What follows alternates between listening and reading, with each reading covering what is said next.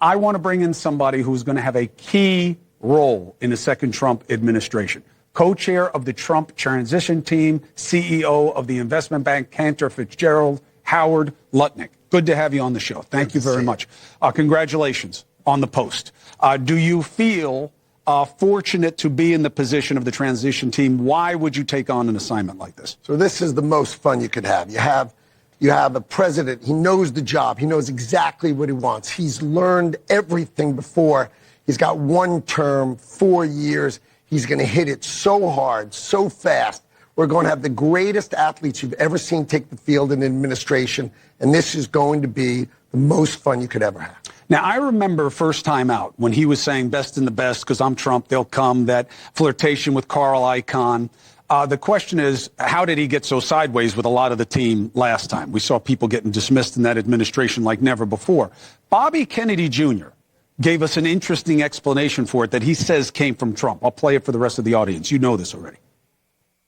I talked to President Trump at length about this, and he said, look, when I get elected in 2016, I didn't know how to govern, and to tell you the truth, it was kind of surprising that we won the election.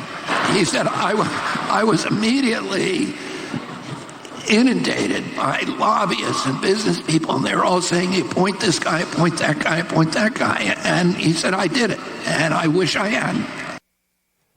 How did he convince you, given that he said, I'm going to have the best of the best? He didn't do it. Now he tells Bobby it's because the lobbyists, the last people in the world we thought he was going to listen to, told him to do it.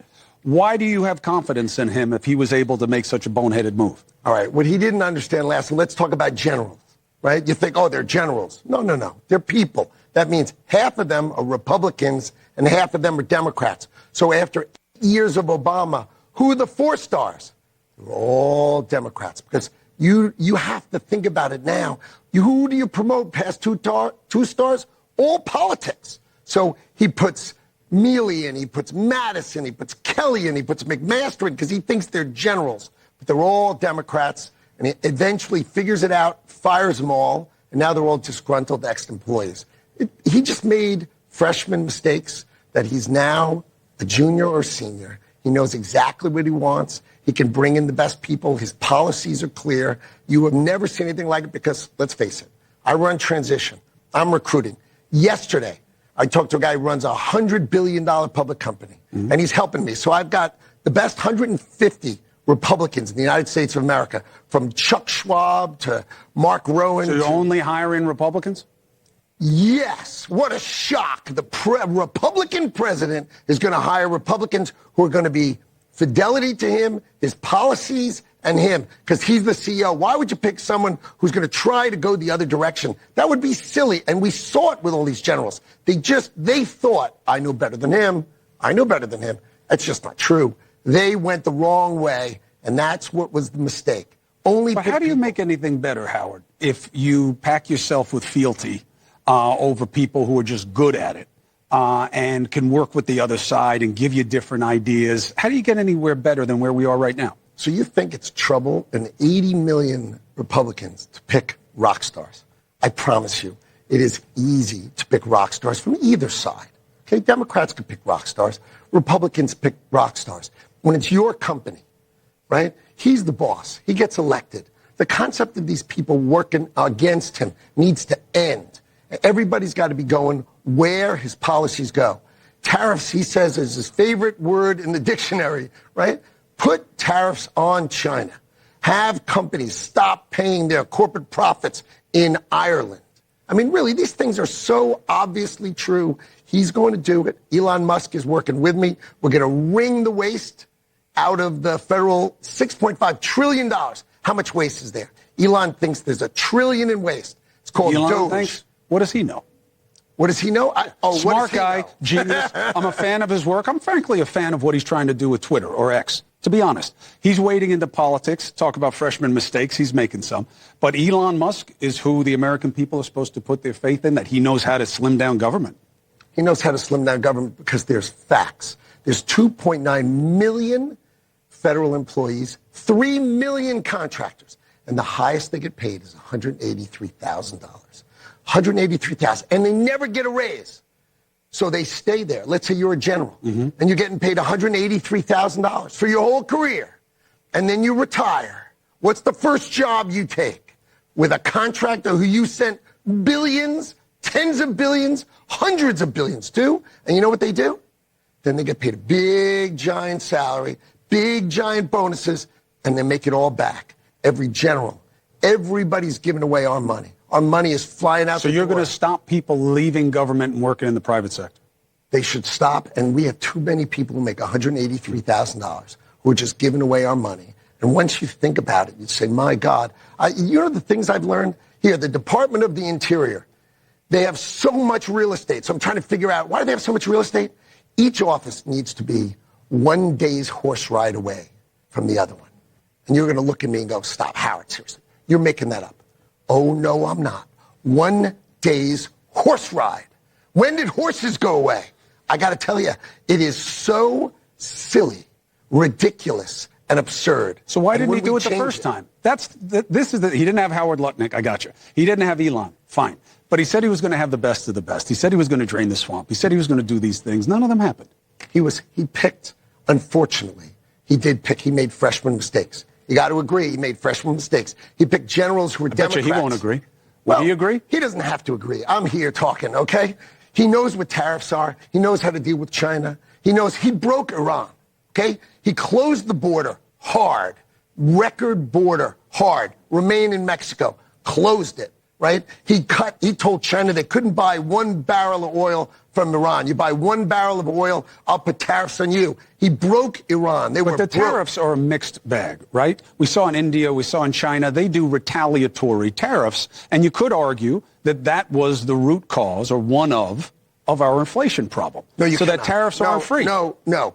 Who passes on the cost? You know Milton Friedman? You heard of Milton Friedman? Very well. Okay, Milton Friedman made it crystal clear. There's only one cause of inflation in the whole world: government printing more money. The reason we got inflation in the United States of America, it's called the American Rescue Plan, passed by the Harris-Biden administration in March of 2021. We were rocking in 2021. They passed $1.9 trillion of new money. We're a little late, right? Why? COVID was there already. Yeah, because of COVID. But COVID was passed. 2021 was the best year. It was put it this way, it was Cantor's best year. It was everybody's best year. It was real estate best year.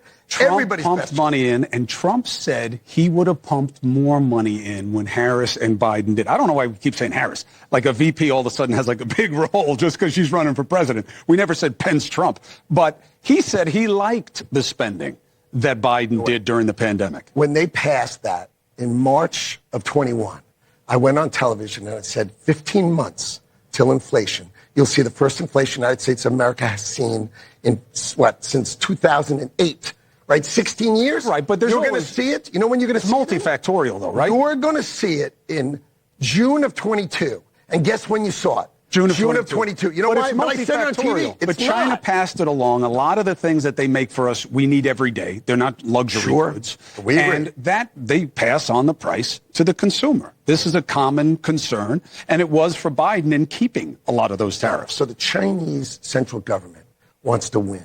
So they underprice us, right? That's why we put tariffs on solar panels, because they're making them and just dumping them on us, right? You know what's so funny in Europe going on right now? We tariffed electric cars to make them stop dumping them in here, and Europe didn't. So they sell this rocking 17,000 euro car that cost them 45,000 euro. Because they had to cut the price. And they're just crushing Volkswagen, and they're just crushing these companies. Why? Because they're letting the Chinese do it. The Chinese are playing by a different set of rules. And the only one who understands that to protect the American worker from this Chinese, right? The Chinese gut the American workers, and then you open the border, they bring in fentanyl to kill them. Did you know that our workforce, 2/3 has a high school education, 1/3 has a college education? You know what the average life expectancy of our workforce that is high school educated? It's 7 years less. And if you say, where did you get that statistic from? His name is Deaton, and he won the Nobel Prize for it. And why would they live 7 years less? 7 years. It ain't the air.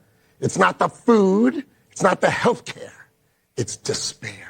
You take their factory away from them, and they have no other way to do it. And then you bring fentanyl in, and you gut America from the inside out. So I think... Fentanyl, I'm with you. And if you do any kind of national effort on fentanyl, you'll be a big winner. It's all China. You know it's all China. All of it is China. It was certainly China. Now you got those precursor chemicals you can find different places. It's the cartels in Mexico. It's a big deal for now. Eventually it'll migrate to the U.S. if you don't get a handle on it. But factories, you really think you're going to bring them back into this country and have a manufacturing base here with the price differentials and innovation removing the need for those jobs? Or is that a false promise? You got to be careful about that. Oh, I do. Here's the play.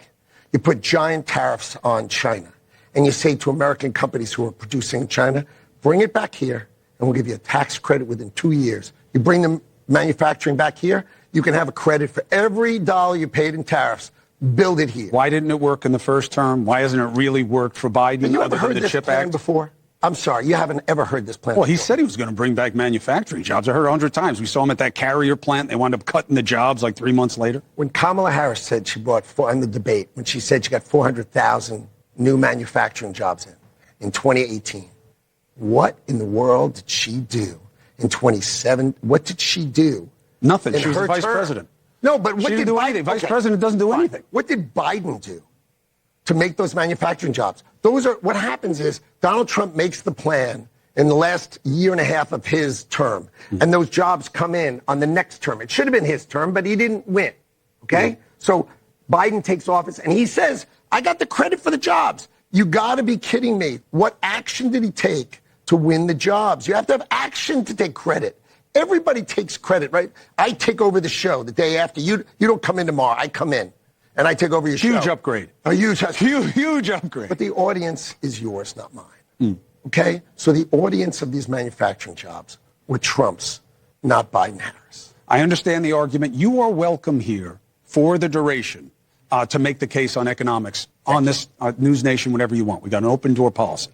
I love being with you. Howard Lutnick, I appreciate you very much. Good luck going forward. The American people need the best of the best. Thank you.